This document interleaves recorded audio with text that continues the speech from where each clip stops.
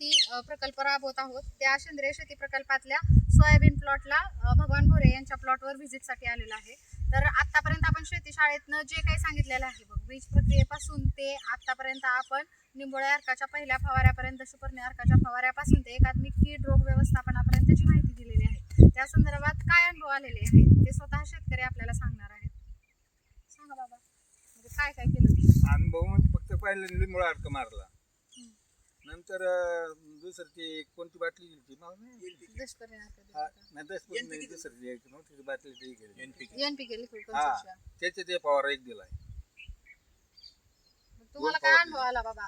अनुभव म्हणजे कसं आहे, काही म्हणजे मेहनत नसताना काही नसताना हे पीक मी उभं केलेलं आहे मशागतीचं सुद्धा.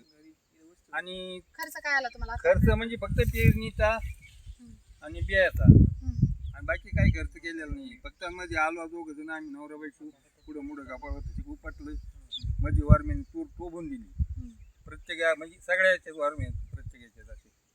आणि मग तुम्हाला काय जाणवतं कीड रोगीचा प्रादुर्भाव कंट्रोल कीड रोगीचा प्रादुर्भाव काय नाही, फक्त आता कसे थोडं पावसाने ताणल्यामुळं आणि कोण्या झाडाच्या वाशामुळे इकाडी पात हे झालेली. आणि शेती शाळेचा तुम्हाला काय फायदा झाला का आपल्या शेती शाळेत? शेती शाळेत मी जसं येतो जसं तुम्ही सांगितलं त्याप्रमाणे मी औषध मारलेत, त्याच्यापासून मला उत्पन्न एकदम आश्चर्य, म्हणजे अजून मला आयुष्यात असं पीक दिसलं नव्हतं, आज दिसतंय ते. आणि तुम्हाला तुमचा अनुभव काय आहे? शेती शाळा फायद्याच्या आहेत, कशा आहेत? आलं पाहिजे शेतकऱ्यांना.